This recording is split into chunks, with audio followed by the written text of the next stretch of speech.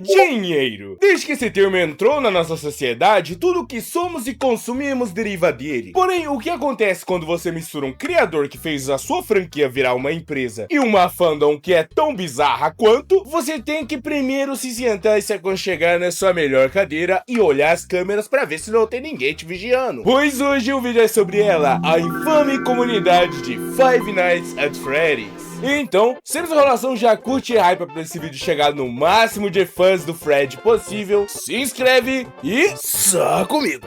Daí você me pergunta: Alvaralhos, como assim um vídeo de FNAF? Calma, mano, a resposta é simples. Eu odeio. Se você já assistiu alguns vídeos passados aqui no canal, você entende a quantidade cavalar de memes e referências que eu coloco de FNAF em cada vídeo, já que eu fiz parte dessa comunidade bem do início e foi uma das primeiras que eu fiz parte na internet. E se você tá vendo esse vídeo aqui, provavelmente também fez uma grande parte da sua infância. Então, se você conhece minimamente a comunidade, você sabe pra que rumo esse vídeo vai. Mas antes da gente chegar com os pés na porta, vamos falar a introdução, né? Quem é ele? O criador. Olha, pra quem também é como eu e não tem saco pra ver mais de 2 horas de lore num vídeo de iceberg de FNAF, eu vou dar aquela resumidinha básica pra vocês. O Scott Cawthon lançou o FNAF em 2014, porém, antes ele produzia jogos cristãos.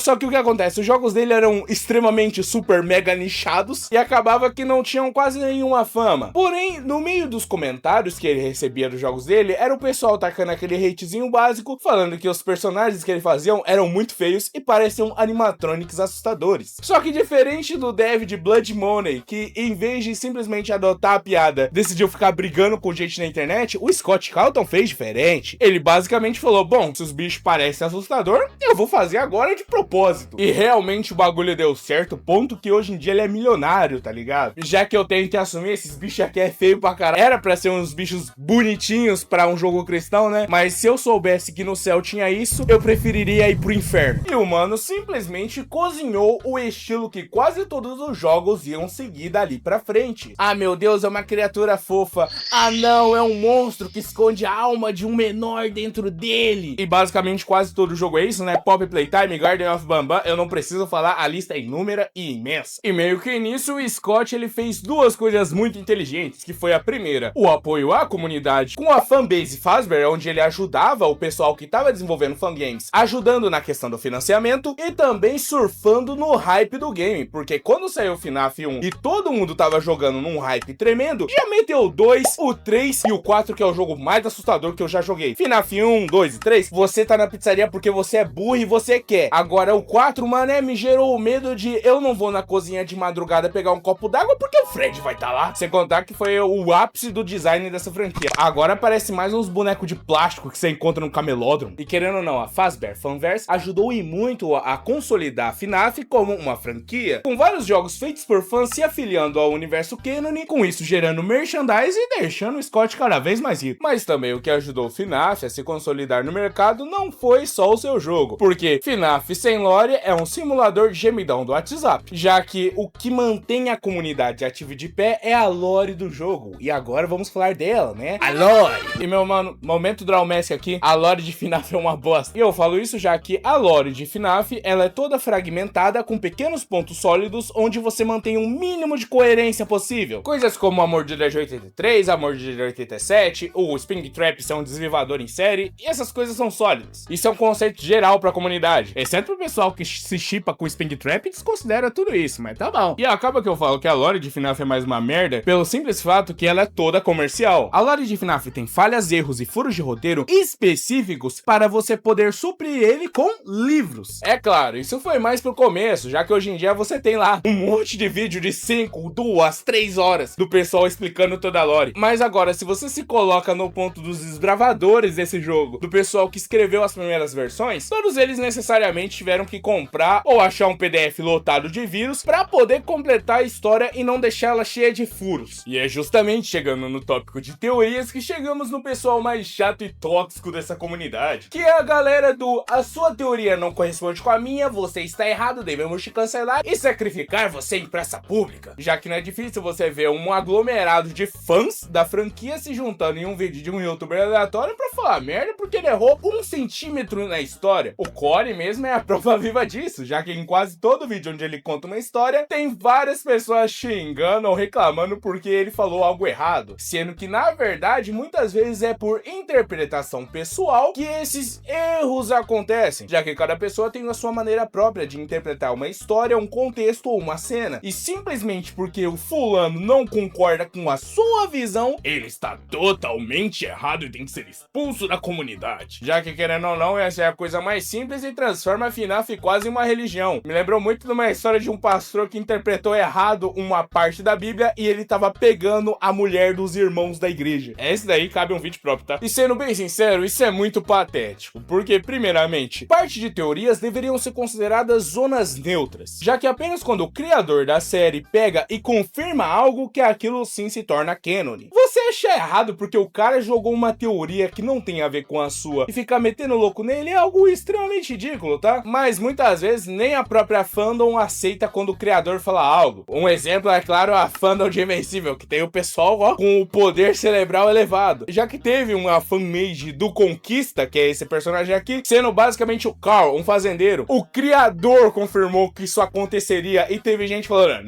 não aconteceria. Tá bom, mano, você é mais foda que o criador, entendi. E sendo bem sincero, se o ápice do seu dia é escrever um textão porque o cara não fez o Fred degolando alguém com o braço esquerdo porque ele é canhoto, me desculpe, tá? Você tem que pelo menos tocar uma grama ainda hoje. Agora, na parte da fandom, chegamos nas águas sombrias. Já que a fandom é dividida entre duas coisas. Pessoas talentosas que criam seus próprios jogos e desenvolvem até seus próprios mecanismos que funcionam dentro do universo. Tem aquele pessoal que quer fazer grana rápida, tá ligado? Basicamente mete uma orelha de cachorro no Fred e fala, ó lá, tá feito, mano. História autoral minha. E também tem a galera mais doentia, a do NSFW, que é martelar num robô que tem uma alma de um menor dentro. E pessoas pilantras que criam basicamente um fangame onde eles querem simplesmente vender NFTs de FNAF. E cara, não é segredo pra ninguém que ele sempre aparece, né? Eu vou desistir desse canal. Já que a quantidade de artes que temos NSFW, mais 18, se você entenda como quiser, de personagens de FNAF, que são obviamente robôs com almas de pessoas pequenas dentro delas, é algo astronômico. Hoje em dia se tornou mais em clickbait de YouTube Shorts do pessoal querendo fazer a tica em poses sugestivas. Além também de pessoas que têm fetiches bizarros e gostam de esconder atrás do game, e outras que levam esse fetiche longe demais, que é a comic que eu queria mostrar pra vocês, sobre essa criadora doentia que fez uma comiczinha onde o Springtrap invade a casa de uma menina menor pra que ele e ela possam ter uma convivência tipo pai e filha. Se você esperava algo tipo Joel e Ellie, de um cara rabugento e de uma menina aprendendo o mundo, não. É pior, tá? Já que é basicamente um relacionamento tóxico entre os dois, com vários momentos de tensão acontecendo, e no final disso tudo ainda a criadora fez o trabalho de desenhar, esboçar, finalizar a arte e postar uma arte dos personagens no ato, tá ligado? É deprimente, tipo, você sente que cada vez mais a sua alma tá esvaindo do corpo, já que, oh meu Deus, o tanto de chip e self-insert que essa obra tem, de pessoas querendo ficar com William Afton, querendo ficar com o Desvivador em série. Uau, você consegue muito mudar ele. Toda Arlequina quer o seu Coringa, toda rainha quer o seu rei, toda vilã quer o seu vilão. Eu vou me mandar de base no final desse vídeo. E eu não vou meter o papo de que na minha época era melhor, tá? Eu não sou desse tipo de pessoa, porque na minha época tinha FNAF High School, uma série animada onde os personagens de FNAF eram adolescentes estudando numa escola, e também era meio musical, então você já sabe como que é uma merda. Você vê qualquer coisa que é musical de uma pessoa que não sabe cantar, é literalmente melhor você comer caco de vidro. Além de que a criadora foi uma das pessoas mais burras que eu já vi na face da terra, pois ela tentou registrar como dela o Balão Bosta, esse personagem horrível, tentou registrar como se fosse dela, a autoria dela, só que o Scott Calton viu isso, né, e falou, não vou deixar, e ainda por cima obrigou a mina a mudar o nome da série pra FHS, pra poder meio que destoar da franquia em geral. E dos criadores derivados de FNAF, a Edo-chan foi a mais de boa, porque, olha só, gurizada, vamos aqui para a lista. Foi preso por agredir uma pessoa deficiente. Uau! Jack ao quadrado. Aliciamento de menores. A sensação de ver tanta gente horrível assim foi a mesma que eu tive quando eu tentei acessar canais antigos de Minecraft que eu assistia quando eu era menor. É incrível a sensação de você saber que metade dos seus heróis hoje em dia estão presos. E antes de você ficar triste pensando, nossa, todos os devs são Jack. Não, pô, nem todos. Alguns simplesmente metem um golpe de fazer um monte de vídeo na internet, onde tem um trailer de um novo game fan-made de FNAF muito bom, com uma qualidade muito foda, pra vender NFT, pra vender fotinha online por R$1.000.000. É claro que eles tentaram meter essa, né? Hoje em dia eles só ficam postando shorts com essa personagem aqui, com modelos diferentes.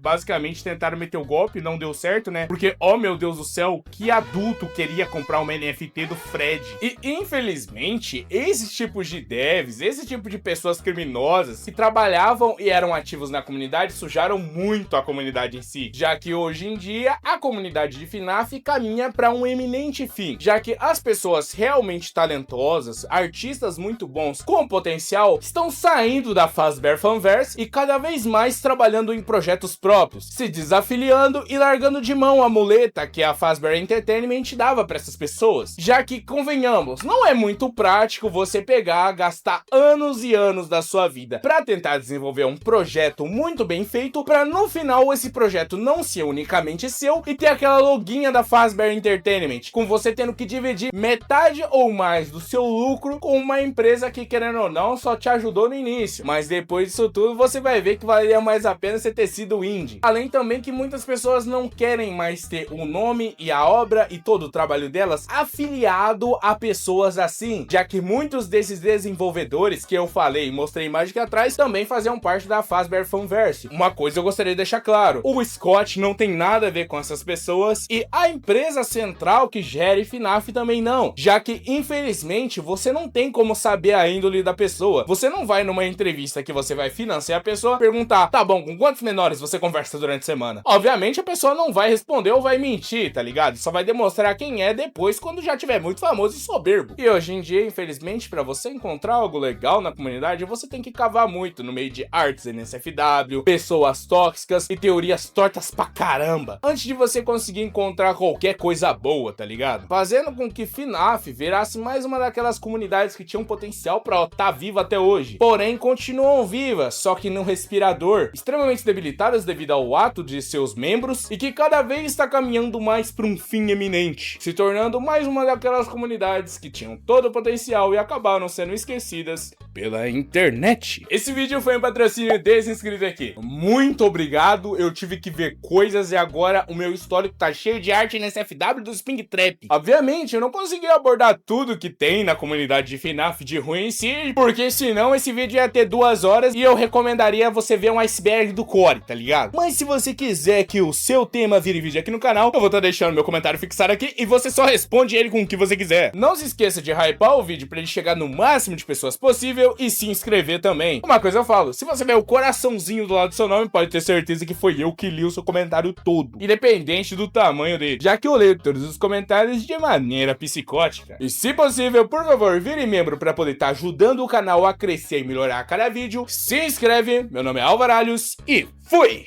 É tufi, tufi, pof, pof, vapo, vapo o dia inteiro. Chama que elas vêm.